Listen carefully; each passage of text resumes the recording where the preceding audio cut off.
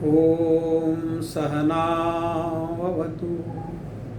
सहनौ भुनक्तु सह वीर्यं करवावहै तेजस्विनावधीतमस्तु मा विद्विषावहै। ॐ शान्तिः शान्तिः शान्तिः। ईशावास्योपनिषद का 9वां मंत्र। ओम अंधम तमः प्रविशन्ति ये अविद्यामुपासते ततो भूय इव ते तमो यौ विद्यायां रताः। बहुत अलग तरह से सोचने के लिए प्रेरित करने वाला ये मंत्र है। ये मंत्र कहता है कि जो अविद्या में लगे हुए लोग हैं वे अंध तमस में, गहन अंधकार में प्रविष्ट होते हैं। ये तो सहज है बात। अब गहन अंधकार अज्ञान का हो, गहन अंधकार पाप का हो, गहन अंधकार निराशा का हो, अनेक तरह का गहन अंधकार हो सकता है। निश्चित रूप से ये रात वाला गहन अंधकार तो नहीं है। अज्ञान रूपी अंधकार है। अज्ञान का तो निश्चित रूप से है। और अज्ञान के अतिरिक्त जो भी नकारात्मक परिस्थिति है वो सब अज्ञान की या अंधकार की परिस्थितियां है। अब प्रश्न ये होता है कि अविद्या क्या है, क्योंकि विद्या और अविद्या इन दो की चर्चा यहां पर है। जो शेष अंश है मंत्र का वो कहता है ततो भूय इव ते तमो, ततः भूय एव, उससे भी अधिक, ते वे लोग तमो अंधकार में प्रविष्ट होते हैं, उससे भी अधिक गहरे अंधकार में वे लोग प्रविष्ट होते हैं ये विद्यायाम रता, जो विद्या में लगे हुए हैं। अब भाई अविद्या वाले भी अंधकार में हैं, ये तो समझ में आती है बात, लेकिन विद्या वाले और गहन अंधकार में हैं, ये क्या पहेली है? तो समझने की आवश्यकता है कि विद्या अविद्या क्या है। और यहीं पर यह आवश्यकता अनुभव होती है कि जब हम उपनिषद पढ़ें या इस प्रकार का कोई भी शास्त्र पढ़ें तो किसी मनस्वी व्यक्ति से, मनीषी व्यक्ति से ही उस पर व्याख्या हमें सुननी चाहिए। स्वयं पढ़ेंगे तो हो सकता है कि पुस्तक किनारे रख दें कि जब विद्या वाले भी अंधकार में ही हैं और अविद्या वाले तो अंधकार में हैं ही, और विद्या वाले और गहन अंधकार में हैं, तो भाई ये विद्या में क्यों फंसें और गहरे अंधकार में क्यों फंसें, है कि नहीं? तो विद्या और अविद्या को पहले समझें। विद ज्ञाने तो आप सब जानते ही हैं, जो विद धातु है जिससे विद्या शब्द बना वो तो विद ज्ञाने है, ज्ञान। लेकिन ज्ञान जो उदर पूर्ति का माध्यम बनता है, जो भी विषय हम पढ़ते हैं, भाषाएं पढ़ते हैं, विज्ञान पढ़ते हैं, सामाजिक विज्ञान पढ़ते हैं, इंजीनियरिंग पढ़ते हैं, मेडिकल पढ़ते हैं, इंफॉर्मेशन टेक्नोलॉजी पढ़ते हैं, बहुत बहुत तरह के विषय हैं। तो वो जो विषय हैं अंततः उनसे क्या होता है? नौकरी लगती है, अच्छी नौकरी लगती है, उससे जीवन का स्तर सुधर जाता है, चिंताएं नहीं रहती, अनेक प्रकार की समस्याओं का समाधान हो जाता है। लेकिन कोई व्यक्ति ये सोचे कि उन्होंने पढ़ाई की नौकरी के लिए, नौकरी हो गई, नौकरी किस लिए थी? पैसे के लिए। पैसा किस लिए था? ऐश्वर्य के लिए, संसाधनों के लिए। ऐश्वर्य संसाधन में मिल गया, अब उसके आगे क्या है? क्या हो सकता है उससे आगे बताइए? अच्छे से अच्छा ऐश्वर्य, अच्छे से अच्छे संसाधन किसी को मिल गए, इससे आगे लास्ट में तो कुछ मतलब अकेले ही मतलब विदाउट कुछ जाना पड़ता है ना लास्ट में। नहीं, इससे ऊपर की भी कोई स्थिति कोई है क्या? जब ये क्रम चल ही रहा है तो कोई इससे उन्नत स्थिति भी तो होनी चाहिए। उससे उन्नत स्थिति है संतोष, मोक्ष, संतोष संतोष कि जो है वो पर्याप्त है, सैटिस्फाइड। अब उससे आगे कुछ नहीं चाहिए। जहाँ घूमना था घूम चुके, जो खाना था खा चुके, जो पहनना था पहन चुके, जहाँ रहना था रह चुके, सब हमने पाया। लेकिन ये स्थिति नहीं आती बट नहीं क्योंकि होता है। ये अविद्या से नहीं आती। इंजीनियरिंग पढ़ने से वो स्थिति नहीं आती,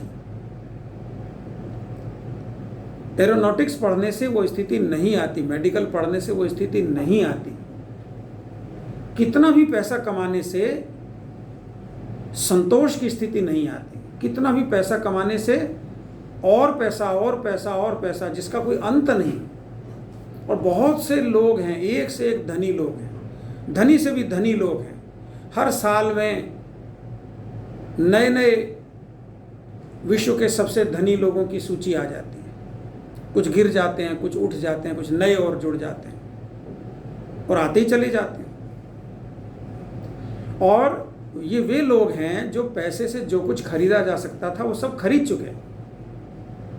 फिर ये कहते हैं कि और खरीदेंगे अब, या कुछ और ऐसे प्रतिमान कायम करेंगे कि अगर मतलब सब लोग पृथ्वी पर रहते हैं तो हम समुद्र में रहेंगे। फिर समुद्र में ज़्यादा लोग रहने लग गए तो ये कहेंगे कि हम हवा में रहेंगे। फिर कुछ लोग कहेंगे कि हम चांद पर रहेंगे, कुछ लोग कहेंगे हम मंगल पर रहेंगे।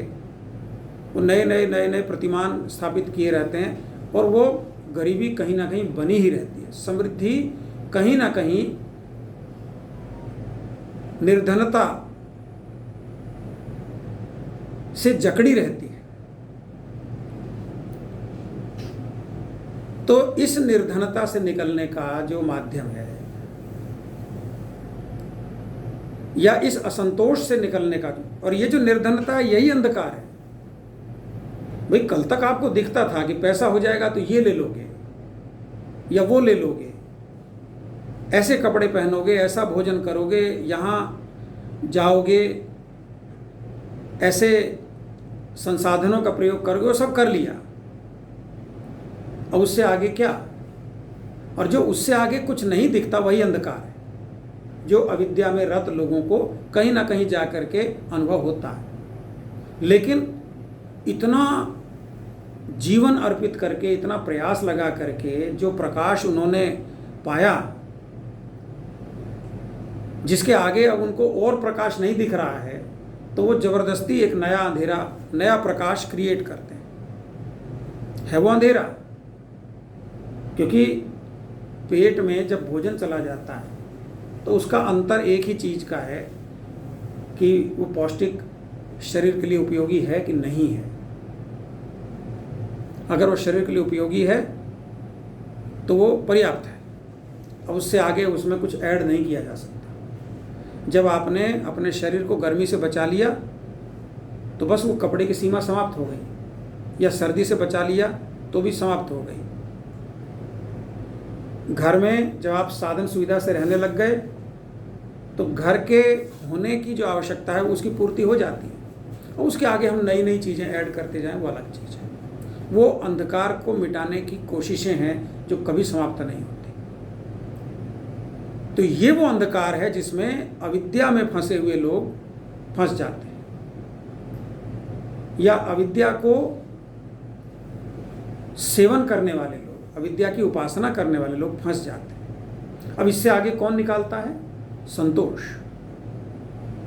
जिससे संतोष आएगा, जिससे अहोभाव आएगा, जिससे निरहंकारिता आएगी, जिससे इस ब्रह्मांड के साथ एकाकार होने का कौशल आएगा, वो है विद्या। लेकिन वो उस विद्या का साधन क्या है? वो विद्या कहाँ से आती है? उस विद्या का जो प्रथम स्रोत है, जो कोई हो सकता है, वो है गुरु। जो स्वयं प्रकाश को पा चुका है, ऐसा कोई व्यक्ति हमें मिल जाए। लेकिन ऐसे व्यक्ति कहाँ होते हैं? हम पूरे इतिहास को अगर देखें तो उंगलियों पे गिने जाने योग्य ऐसे व्यक्ति हैं जिनको हम बुद्ध कहते हैं, जिनको हम जागृत कहते हैं, जिनको हम सिद्ध कहते हैं। चाहे ऋषि कहें, चाहे मुनि कहें, चाहे मनीषी कहें, चाहे जिन कहें, जो कुछ भी, वो उंगली पे गिने। सबको तो नहीं मिल सकते। तो फिर दूसरा साधन क्या है? उनके नाम पर या उनकी शिक्षाओं पर जो शास्त्र बने हैं। तो ऐसा भी जरूरी नहीं है कि जो भी कोई बुद्ध के शरण में गए होंगे लोग, या जो भी वैदिक ऋषियों की शरण में गए होंगे लोग, या भगवान महावीर की शरण में गए होंगे लोग, या कबीर दास की ही शरण में गए होंगे, या मीराबाई की ही शरण में गए होंगे, ये भी कोई कम थे। ये भी उसी सत्य को उपलब्ध लोग थे। वो सबके सब गुरु जैसे हो गए होंगे, इसकी कोई गारंटी है? बुद्ध के शिष्यों में सब लोग बुद्ध तो नहीं हो सकते। तो कौन लोग हैं जो बुद्ध हो गए और कौन लोग हैं जो बुद्ध होने से बच गए बुद्ध के बावजूद या गुरु के बावजूद? वो वे लोग हैं जिन्होंने गुरु के उपदेश को सुन लिया और रट लिया, उस उपदेश के अनुसार नहीं हो गए।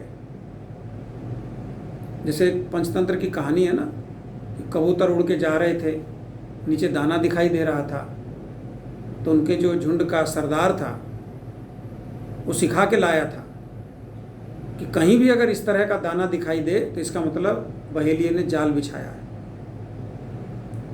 और फंस जाओगे वहाँ पे। तो उसके लिए एक मंत्र दिया हुआ था, गुरु मंत्र, कबूतरों को, कि बहेलिया आएगा, जाल बिछाएगा, दाना डालेगा, लेकिन हम दाना नहीं चुगेंगे, हम जाल में नहीं फंसेंगे, हम नहीं उतरेंगे। बोलते रहते थे और उतरते रहते थे, बैठते रहते थे, दाना चुगने लगते थे, फंसते भी जाते थे और बोलते भी जाते थे। तो जो गुरु के साथ ऐसा आचरण करेगा, वो गुरु के बावजूद, उस विद्या के बावजूद, वो और अधिक गहरे अंधकार में फंस जाएगा। क्योंकि जो अविद्या में रत है उसके पास तो एक आशा की किरण है कि तुम्हें गुरु मिल जाए तो तुम अंधेरे से निकल जाओगे। लेकिन जिसको गुरु मिल गया और उसने गुरु के मंत्रों को रट लिया, गुरु के मंत्रों को बांचने लगा, उसकी व्याख्या करने लगा, उस पर किताब लिखने लगा, वो फिर ऐसे अंधकार में फंसेगा कि जिससे फिर कभी जीवन में नहीं निकल पाएगा। तो ये मंत्र ये कहता है कि हमें शास्त्र को रटना नहीं है, शास्त्र की व्याख्याएं नहीं करनी है, शास्त्र को स्वीकार करना है, अंगीकार करना है, उसके अनुसार जीवन चलाना है। और जो शास्त्र के अनुसार, गुरु के अनुसार हो जाता है, उसको अंगीकार कर लेता है, तदनुरूप जीवन जी लेता है। एक सीमा और है कि जब गुरु शाश्वत है, सम्मुख है, गुरु यदि साक्षात है, सामने है, तो फिर शास्त्र की आवश्यकता नहीं होती। फिर कभी देखो मत कि गुरु जो कह रहा है वो शास्त्र के अनुरूप है कि नहीं है। गुरु यदि जागृत है तो गुरु के प्रति समर्पण पर्याप्त है। लेकिन अगर शास्त्र है तो शास्त्र जीवित गुरु नहीं होता, क्योंकि शास्त्र की व्याख्या गुरु या शिष्य कोई भी अपने अनुरूप कर सकता है। इसलिए मैं कह रहा था कि गीता यथारूप जो कही जाती है वो यथारूप नहीं है, वो तथारूप है, क्योंकि किसी ने उसकी व्याख्या अपने अनुरूप कर रखी है। तो यथारूप के लिए या तो गुरु मिल जाए या ऐसा व्यक्ति मिले जो उस शास्त्र को यथारूप बना सके।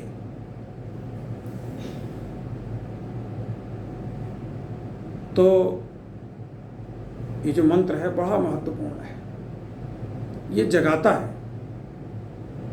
ये कहता है कि अविद्या अंधकार में तो फंसाती है अंततः, लेकिन उससे पहले जो बातें मैंने बताई, अविद्या पढ़ी, अविद्या मतलब संसार के लिए, जीवन के लिए आवश्यक विद्या।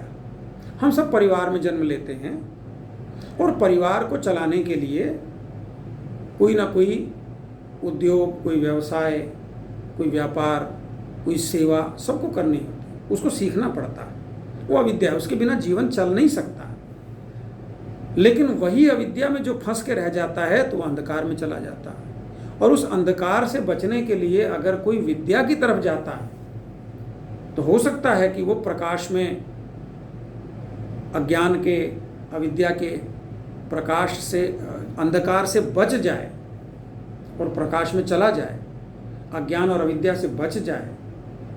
लेकिन जो उसके साथ जुड़ जाता है वो भी गहन अंधकार में फंस जाता है।